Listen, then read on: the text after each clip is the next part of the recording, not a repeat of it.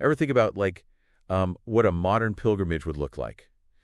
Blending ancient traditions with something new, like helicopters. Wow, yeah. That's what we're looking at today, Interesting. the Char Dham Yatra, but not in the way you might be picturing it. Okay. We've got like a 2025 guide to this trip to 4 sacred sites in the Himalayas, Uh-huh. and it is fascinating. It really is, yeah. The idea of doing this deeply spiritual journey, but in way less time, is so interesting. Yeah, that's what I thought was so cool about it. But before we get too far, can you give us a quick overview of the Char Dham Yatra for anyone who might not know? Sure. So the Char Dham Yatra is a pilgrimage to 4 really sacred sites in the Uttarakhand region of India: Yamunotri, Gangotri, Kedarnath, and Badrinath. Okay. Each site is dedicated to a different deity, each with its own unique significance within Hinduism.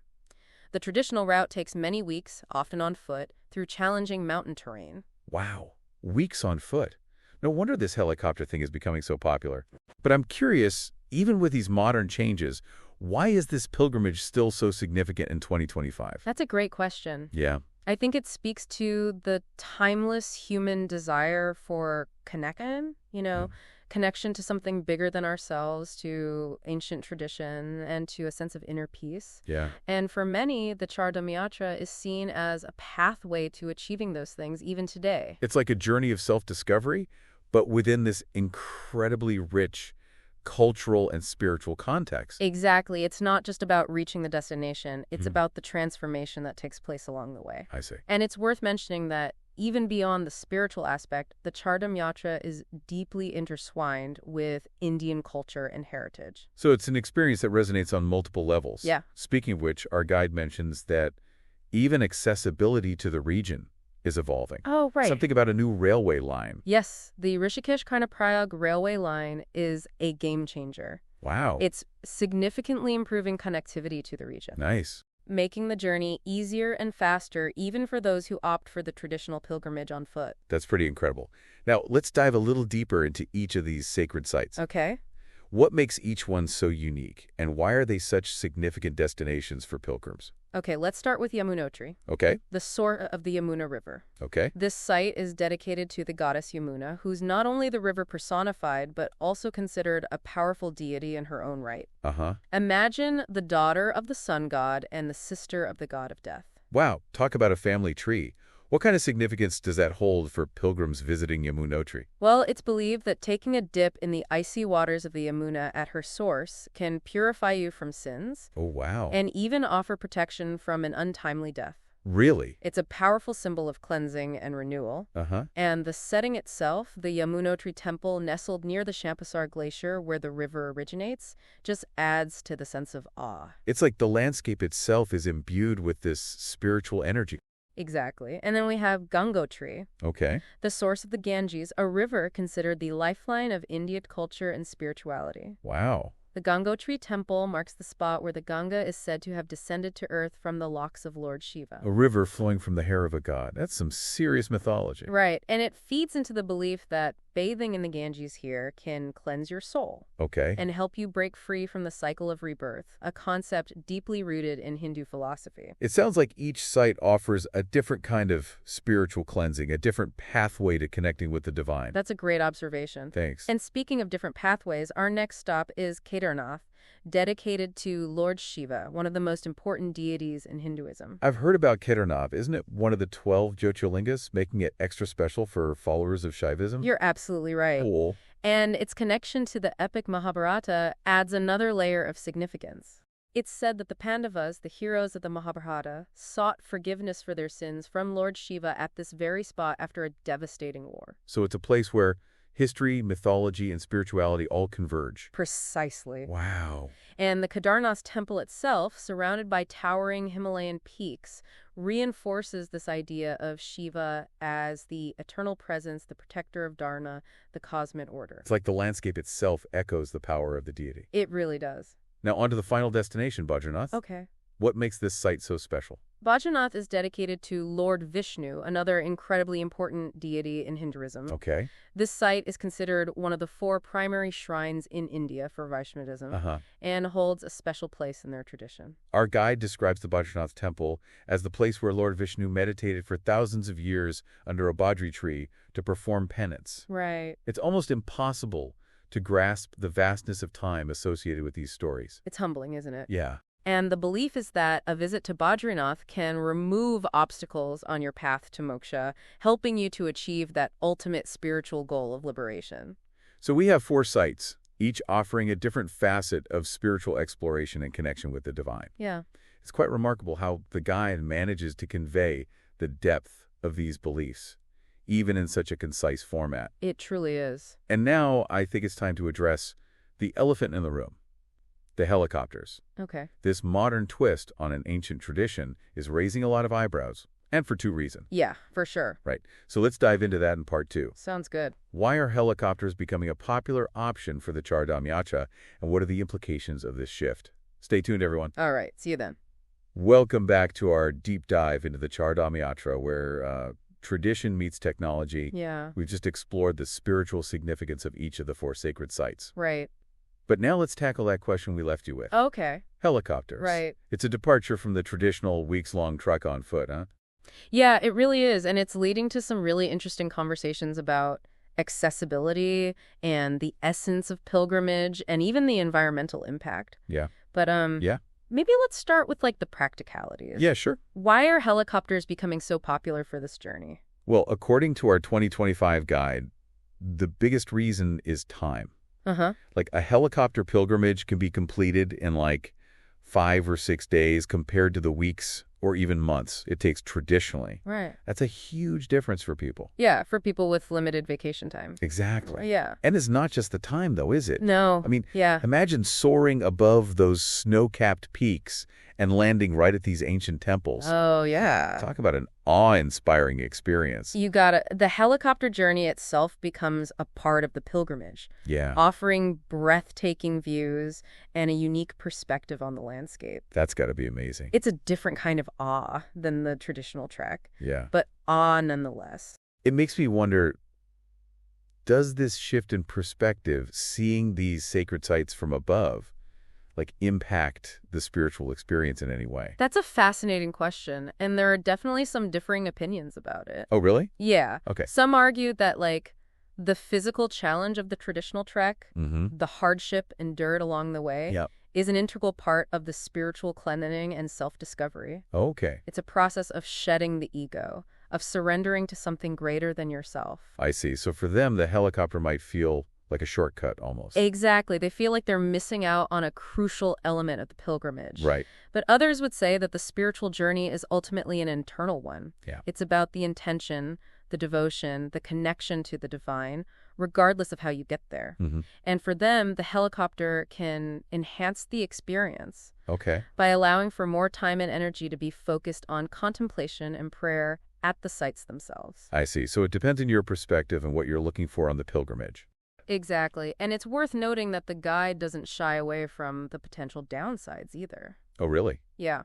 What else does it say? Well, there are concerns about the noise pollution from helicopters, disturbing the tranquility of these sacred sites, Oh, yeah. the potential damage to the fragile mountain ecosystems, Okay. and even the question of whether this accessibility diminishes the sense of reverence and exclusivity associated with the traditional pilgrimage. It's like any technological advancement. Yeah. There are always trade-offs and unintended consequences. Absolutely. But the guide also highlights the potential economic benefits for the local communities, Oh, okay. the improvements in safety and accessibility for those who might not be physically able to undertake the traditional trek, Yeah. and the potential for a more eco-conscious approach to helicopter tourism in the future. It sounds like there's no easy answer, no clear-cut right or wrong. It's a very complex issue Yeah. with valid arguments on both sides. That's why I appreciate that the guides seem to have a balanced approach. Right.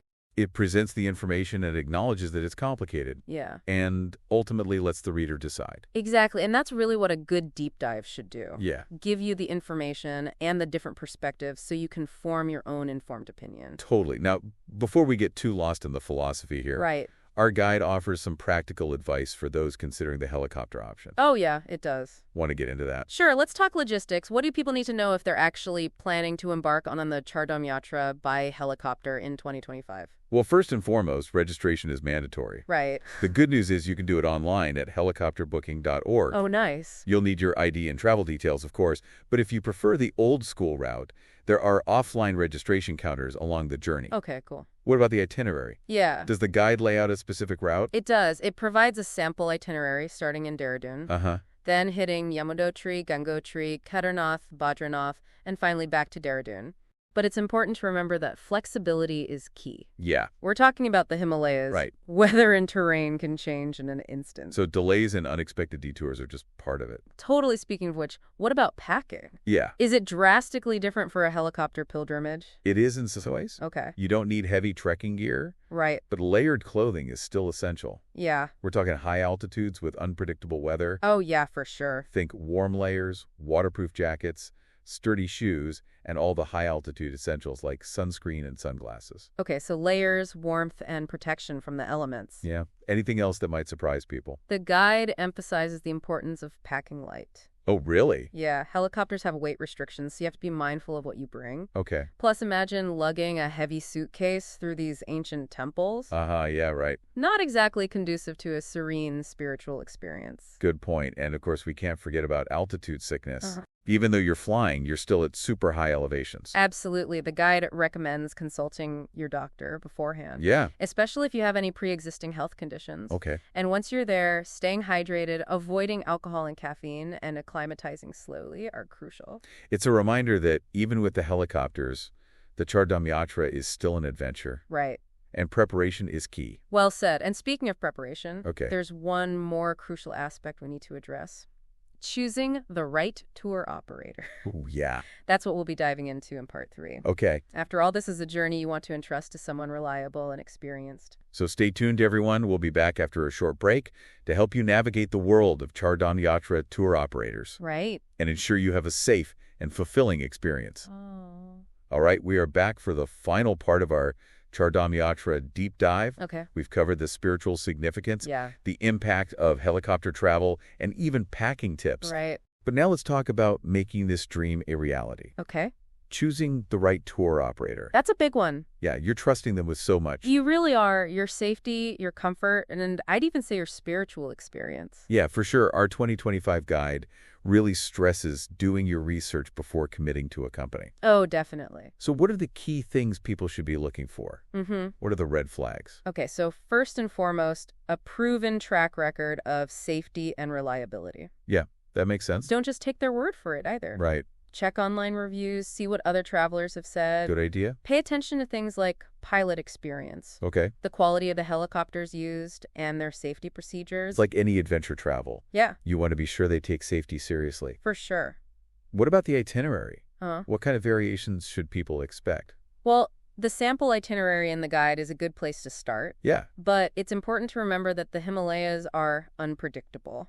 Weather can change quickly, and delays are sometimes unavoidable. Yeah, of course. A good operator will be upfront about that Okay. and offer alternative plans or adjustments to the schedule if needed. So flexibility is key. Yeah. It's not just about checking off boxes. Right. It's about being open to the unexpected and enjoying the whole journey. Totally. And a reputable operator will also be transparent about the level of comfort and amenities they provide. Okay. Some packages might offer more luxurious accommodations, Yeah. while others focus on a more rustic experience. Makes sense. Not one size fits all. Right. What about the spiritual aspect? Oh, yeah. Do tour operators cater to different levels of interest? That's a really good question. Yeah. Some operators specialize in a more immersive spiritual experience. Okay. They might include visits to lesser-known temples, Cool. opportunities for meditation or yoga, Oh, wow. or even talks by spiritual guides. Wow. Others might focus more on the scenic beauty and adventure side of things. So you got to find an operator who matches what you're looking for. Absolutely. Don't be afraid to ask questions, Mm-hmm. Express your interests and make sure they understand your expectations. Yeah, good advice. A good tour operator will be happy to tailor the experience to you. Now let's do the budget. Okay. This isn't exactly like a backpacking trip. No. So what kind of price range are we talking about here for the Char Dham Yatra by helicopter? Yeah, the cost can vary. Okay. It depends on the operator, the level of luxury, and the length of the trip. Yeah. But you can probably expect to spend anywhere from like $5,000 to $15,000 per person. Okay, so it's a pretty good investment. Yes. But considering how unique this experience is and all the logistics, Yeah. it makes sense. It's important to remember that you're not just paying for transportation. Mm-hmm. You're paying for expertise, local knowledge, carefully curated itineraries, and, of course, safety. Speaking of which, what about insurance? Uh-huh. Is that something people need to be thinking about for a trip like this? Absolutely. Travel insurance is so important for any adventure travel. Yeah, But especially for something like this, right. make sure the policy covers helicopter travel and any potential medical emergencies at high altitudes. Okay, better safe than sorry. Totally. So for someone listening to this who's feeling inspired, what would you say to encourage them to explore the Char Dham Yatra?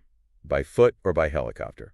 I'd say if you're drawn to a journey that combines breathtaking natural beauty, ancient spiritual traditions, and deep sense of inner exploration, then the Char Dham Yatra might be for you. Yeah. It's an experience that goes beyond the ordinary. It challenges you physically and spiritually, and ultimately leaves you with a profound sense of connection to something greater than yourself. Well said. And you know what? Yeah. Even for people who aren't ready to book a ticket, Right.